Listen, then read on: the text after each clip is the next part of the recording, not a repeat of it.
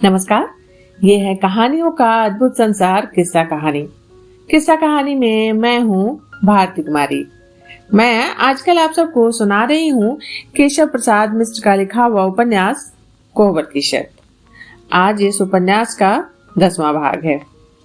पिछले भाग में आप सुन चुके हैं गांव में एक डोमकच नृत्य की बात होती है, जो एक रीजनल नाच है, एक तरह से औरतों के जश्न का, औरतों की आजादी के जश्न का। जिस रात लड़के की शादी होती है और जिस घर में लड़के की शादी होती है, तो निश्चित रूप से लड़के की शादी, लड़का लड़की के घर गया है बारात लेके, तो घर के प्राय सारे पुरुष चले जाते हैं।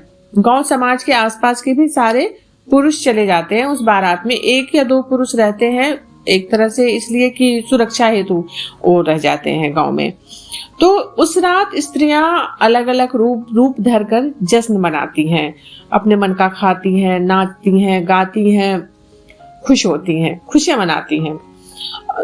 तो उसी का वर्णन था। गांव में एक शादी होती है और उसमें गुंजा और एक बिहंसी नाम की स्त्री का जिक्र होता है। पहले बिहंसी की बात आती है कि बिहंसी कैसे पहुंची गांव। तो बिहंसी जब गर्भवती थी तभी आई थी वो गांव में। फिर काकाबो ने उन्हें शरण दी। फिर धीरे धीरे गांव की चहेती हो गई बिहंसी।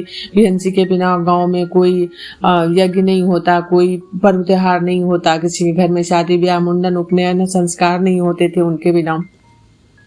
ये स्थान था गांव में बिहंसी का।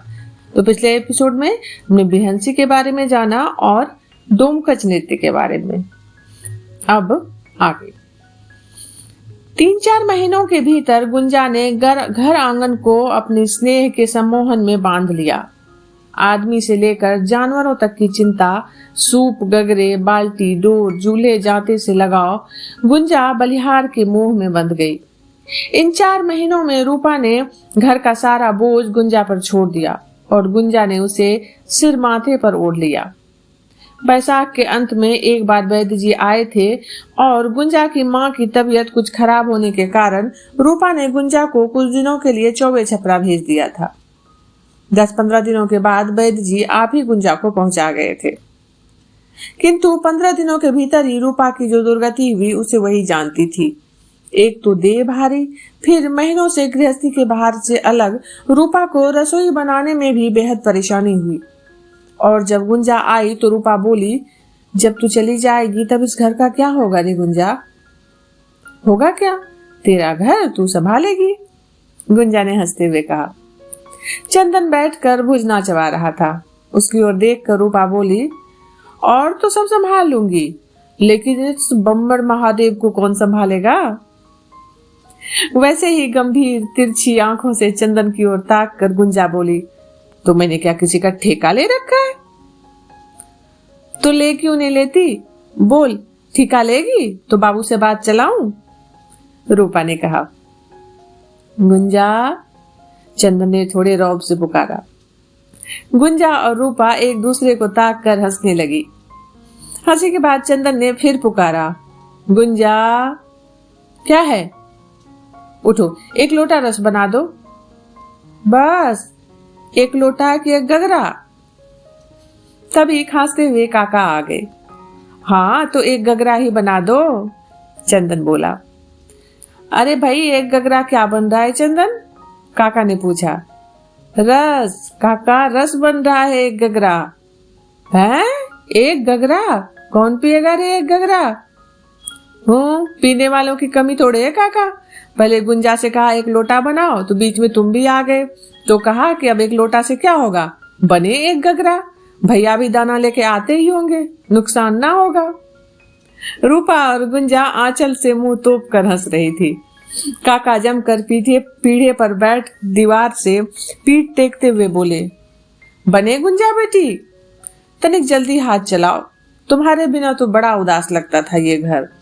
ये चंदन तो एक नहीं सुनता पितिया की, और पिहरी करता रहता है। तुम समाचार कहो, बैदाइन नीक हो गई? हाँ, नीक हो गई, चंदन ने उत्तर दिया। तू ही आया है क्या चंबे छपरा से?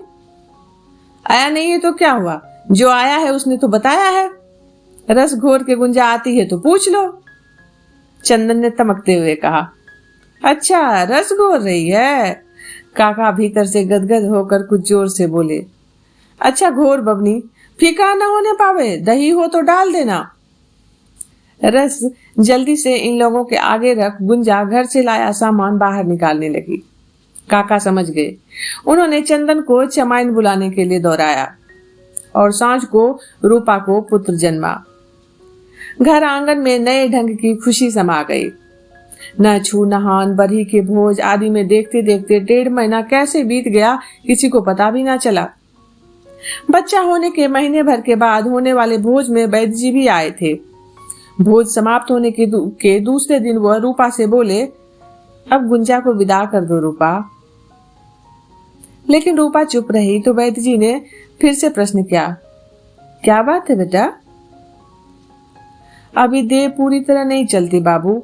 1 महीने और गुंजा को छोड़ देते तो मेरी देह संभल जाती। गुंजा को सावन में मैं पहुंचवा देती। वैद्य जी घर में चारपाई पर बैठ सामने धरती पर बैठी हुई रूपा को देखकर बोले, गुंजा सयानी हो गई है रूपा। इसकी शादी ब्याह की चिंता लगी रहती है। सोचता हूँ अब इससे भी मेरा उद्धार हो जाता तो बड़ी भारी चिंता से फुर्सत मिल जाती। घर की हालत तुम जानती ही हो। देने लेने लायक तो मेरे पास क्या ही है, लेकिन तुम्हारी तरह इसे भी कोई योग्य वर मिल जाता तो मेरे भाग जाग जाते। रूपा चुप रही। वैद्य जी फिर बोले, अच्छा इस गांव में कोई लड़का है तुम्हारी आंखों में? रूपा फिर भी चुप रही। वैद्य जी फिर बोलने लगे, तुम्हारी माँ तो कहती थी उसी गांव में गुंजा भी ब्याह जाती तो दोनों बने आस पास रहती। वैद्य जी चुप लगा रूपा की ओर ताकने लगे तो वो बोली, बाबू मेरा मन था कि गुंजा का ब्याह चंदन से ही हो जाता तो घर की लड़की घर में ही रह जाती तो इस चूल्हे के भाग जग जाते। हमारी गृहस्थी पूरी तरह संभल जाती। लेकिन रूपा देने को मेरे पास इस समय कुछ नहीं है। तुम्हारे ब्याह में भी कुछ दिया तो नहीं था, लेकिन उस समय इस घर की बात और थी।